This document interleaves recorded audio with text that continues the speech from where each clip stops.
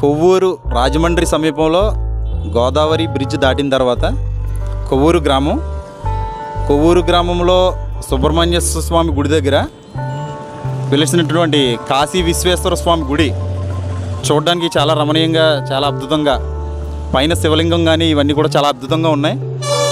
ఈ గుడి విశేషాలు, గుడి పెద్దల్ని అంటే గుడి గురించి తెలిసిన వ్యక్తుల్ని మనం అడిగి ఒకసారి తెలుసుకుందాం.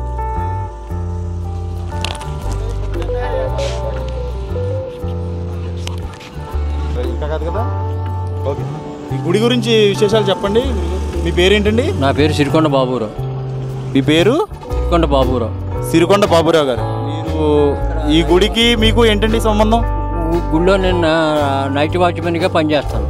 ఎప్పటి నుంచి అండి? సంవత్సరం గుర్తులేదు, గోదావరి పుష్కరాల కాడి నుంచి పనిచేస్తాను. ఏంటండి గుడి విశేషాలు ఏమైనా చెప్పగలరా? ప్రతిరోజు నైవేద్యం ఉండి అభిషేకం చేస్తారు శివలింగానికి ప్రతినిత్యం. ఎంతో సుందరంగా, రమణీయంగా, అద్భుతంగా చేస్తారు. భక్తులు వస్తారు, తనకు తోచినటువంటి విరాళాలు రూపాయి కానీ 2 రూపాయలు కానీ ఆ ఉండిలో వేస్తారు, ధర్మ ఉండిలో. అది మా మొదటి అధ్యాయం. రెండో అధ్యాయం ప్రతినిత్యం పండగలు అవి వచ్చినప్పుడు చాలా ఉత్సాహంగా, ఎంతో వినోదంగా చేస్తారు మా యజమానులు. అది విషయం. ఎవరండి యజమానులు దీనికి? ఎవరు గుడి కట్టించిన ధర్మకర్తలు వాళ్ళందరూ? వెంకట్రావు గారు, మళ్ళీ వెంకట్రావు గారు, కొవ్వూరు రైస్ మిల్ ఓనరు. శివలింగం ఆకారం ఆ పైన అలా నిర్మించడానికి ఏమైనా విశేషం ఉందా అండి? వాళ్ళు తెలుసుకున్నది అలా ఏమన్నా నిర్మించారా? మోడల్ అప్పటికి వాళ్ళ సహకారంతో పెద్దలతో నిర్ణయించి మాట్లాడి గుడి యొక్క నిర్మాణం కొనసాగించారు.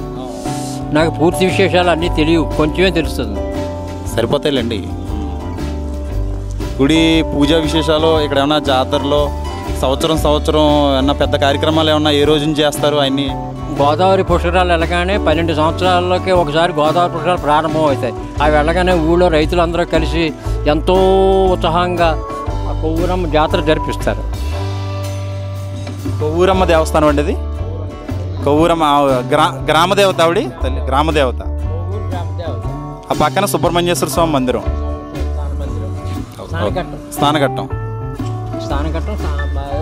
స్థానఘట్టం మందిరం.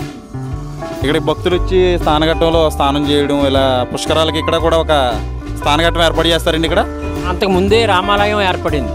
ఈ గుడి కట్టక ముందే రామాలయం ఏర్పడింది. వాళ్ళ యొక్క ఫిషర్మెన్ సొసైటీ వారి ఆధ్వర్యంలో వాళ్ళందరూ కలిసి ఐకమత్యంగా ఎంతో సుందరంగా కట్టినటువంటి ఆ ఆలయ సుందర దర్శనం ఒకసారి మీరు కనువిందుగా చూడండి. తప్పనిసరిగా అంటాం.